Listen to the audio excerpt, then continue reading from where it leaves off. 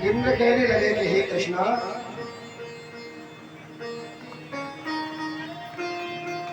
हे कृष्णा,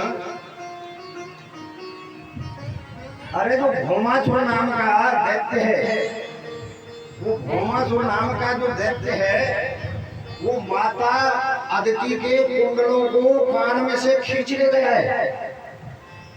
नरकासुर, दो नाम थे, भौमासुर और नरकासुर, इसी के नाम थे दो उपनाम।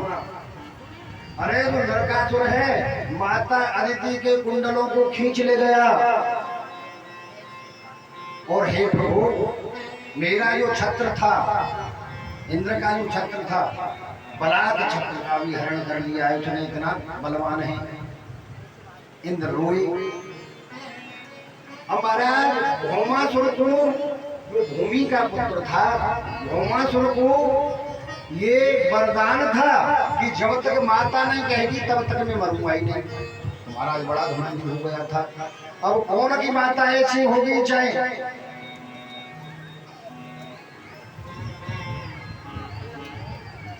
पुत्र कुपुत्रो जायेत च माता कुमाता न भवति। पुत्र कुपुत्र हो सकता है पर माता कुमाता नहीं हो सकती, चाहे कितना भी दुष्ट पुत्र हो। अब कौन सी माता कह देगी कि मार को मेरे पुत्र को। अब भगवान ने विचार किया, भगवान ने विचार किया तो जो सतभामा थी, सत्राजित की पुत्री, वो महाराज भूमि की अवतार थी। कौन थी? भूमि की अवतार। सतभामा जी को साथ में बिठाया भगवान ने करों पर, और बिठा करके महाराज उस नरकासुर के प्राग्ज्योतिषपुर नामक नगर में भगवान घुस गई। अब महाराज उस नगर में 4 परकोटा थे।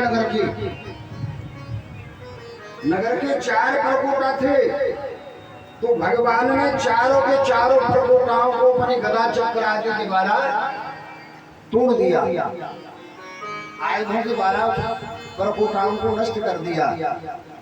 और महाराज एक मुर नाम का दैत्य, जो प्राग्ज्योतिषपुर की रक्षा करता था, वो आ गया। तो भगवान ने मुर नाम के दैत्य का संहार किया, इसलिए भगवान कृष्ण का नाम मुरारी पड़ा।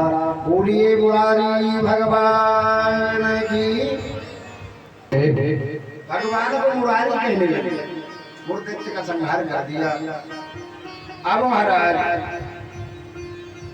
इस नरकासुर ने 16,100 मनुष्य राजाओं की, गंधर्वों की और तुम्हारा अप्सराओं को कैद कर रखा था, और सुंदर सुंदर थी। और विचार करने लगा कि जिस समय 1 करोड़ हो जाएंगी ना, तब सभी के साथ